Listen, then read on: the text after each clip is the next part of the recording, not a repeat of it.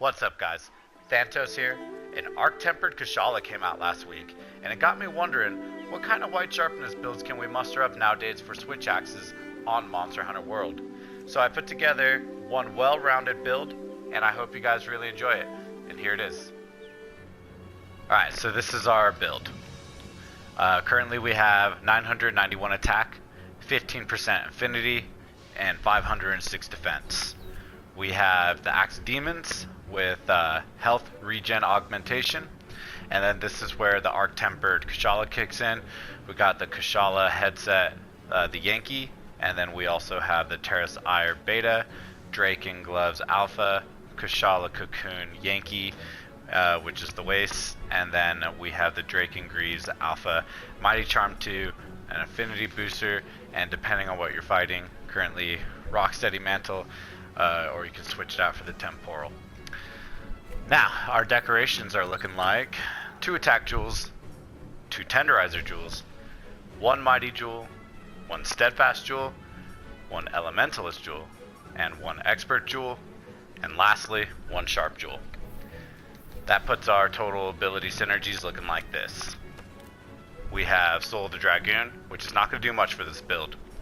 And we have the attack boost level 5, giving us plus 15 attack and plus 5% affinity. Handicraft level 4, which is giving us that white sharpness for our Axe Demons. And then stun resist level 3, which is totally vital because there's way too many monsters that can 2-shot combo you by stunning you, then KOing you, and then carding you. Then we also have critical eye level 3, giving us plus 10% affinity. Maximum might level 3, giving us plus 30% affinity when stamina is at full. Then critical boost level 2, and then weakness exploit level 2, protective polish level 1, and the non-elemental boost level 1.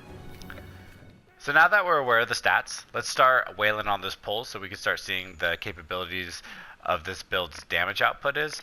I'll be weighing the max damage number on the element discharge ability so I can demonstrate the power of this build. First I'll start showing without buffs, then I'll show with buffs. And then some things to note are we'll be doing very high DPS rates of damage, so we'll be regenerating an ample amount of HP back due to the health augment. That's something to note when you're out doing hunts with this build. And also, if you don't have 2 attack jewels, feel free to switch out the 1 attack jewel with another expert jewel, which will just give you another plus 5% affinity, which just means you'll be critting more, and that's just never a bad thing. Alright, here we go. So, without buffs, our attack's still looking like 991. When we enter sword mode, we're going to be at 1159, which is a pretty gracious number. Let's apply our white sharpness, or excuse me, our protective polish on for our white sharpness before we start going ham on this thing. Let's see what this is capable of. 93. That was 232, and then one followed up with a 141 attack. Pretty sure that's what I saw. Let's see. 151. Let's see what this element discharges. A whopping 360.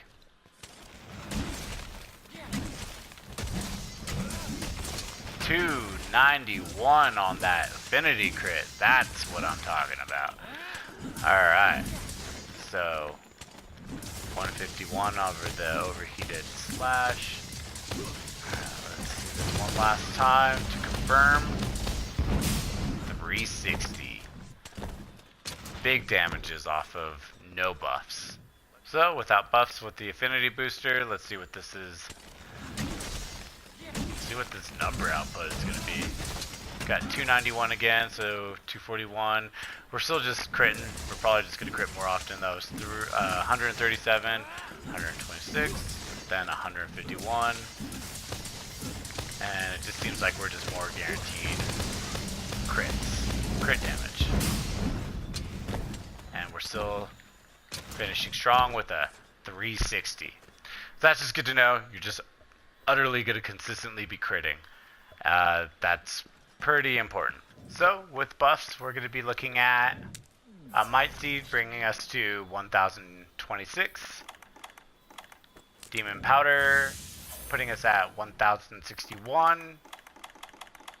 And Omega Demon Drug, putting us at 1085.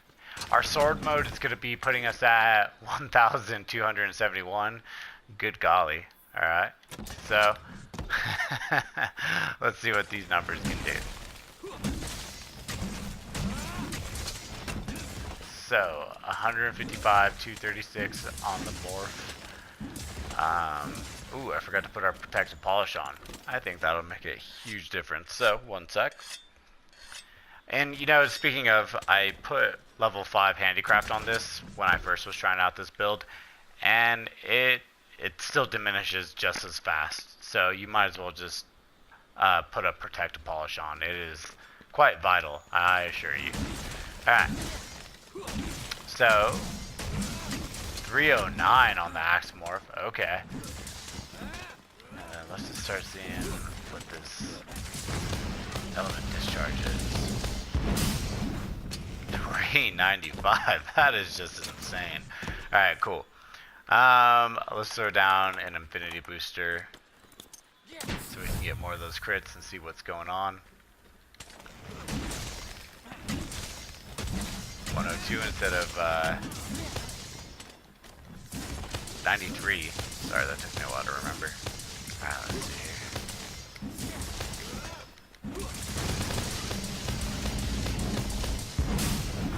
395 still, and that's full file. Holy crud, that is some serious numbers right there. 309, I bet on that morph sweep, I bet we can get a higher number. I just have a feeling. 309, no.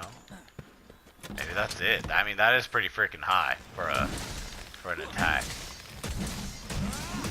Yeah, 309 it is. Wow. Okay. I want to see some basic attacks instead of just doing heavy transformations and heavy transition attacks. Let's see. So 102, 114, 177. That is just awesome. So even with buffs, our comparisons are pretty freaking high. Alright guys, thanks for watching. I truly hope you enjoyed this build. For a White Sharpness Switch Axe build, I felt like this had a great happy medium for defensive properties as well as high Zerg and high DPS damage output. And again, I really hope you enjoyed this build. So thank you so much for watching. Cheers.